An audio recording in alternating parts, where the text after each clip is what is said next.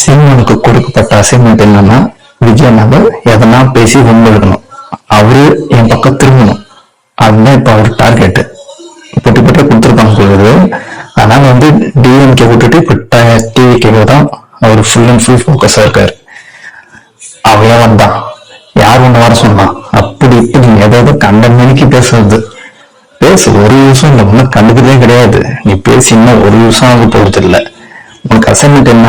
Personal விஷயத்த personal attack பண்ணணும். ஏன் எதுக்கு? அப்ப நீ எதுக்கு அந்த அரசியலுக்கு?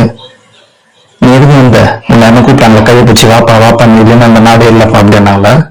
இது ஜனநாயக நாடு, யார் வேணா வரலாம், என் நான் கூட வரலாம், யார் வேணா வரலாம், புரியுதா? பட் அங்க என்ன செய்யறோன்றதான் முக்கியம். உனக்கு வைத்தேச்சு இல்ல, எல்லா ஓட்டும் விஜயநாத் போகுதுன்றனால.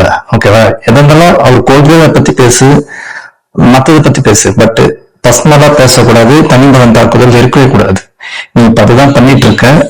அது 2006 ஃபுல் அண்ட் ஃபுல் 0% தான் வரப்போகுது. ஸோ அதனால நீ என்ன பேசணும், யூஸ் கண்டு போறதும் கிடையாது. இது பேக்கணும், நீ என்ன வேணா பேசிக்கோ, யாரும் அதை பத்தி பேச போறது இல்லை. எல்லாம் உன் பேரு கொஞ்ச நாள் பேசியிருப்பாங்க, அவ்வளவுதான். பட் விஜயன்னா உன் பேரு லைஃப்ல தொடவே மாட்டாரு. நீ என்ன வேணா சண்டைக்கு வரனா ஓரமா போயாதா அப்படின்னு, புரியுதா? எங்க focus full and full DMK தான். ஸோ அது நேற்று 30 வந்திருக்கு, அதோட காட்சிகள்லாம் பார்த்தோம்.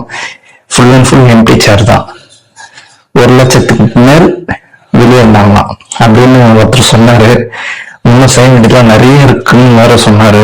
நீங்க செஞ்சதே போதும் இல்ல, இதுக்கு மேல தாங்காது, நீங்க செஞ்சதே போதும். 2026 எங்க அம்மா விஜய் என்ன பார்த்துப்பாரு, அவரு செய்தவங்க நாங்க ஃபாலோ பண்ணிக்கிறோம். சரிங்களா?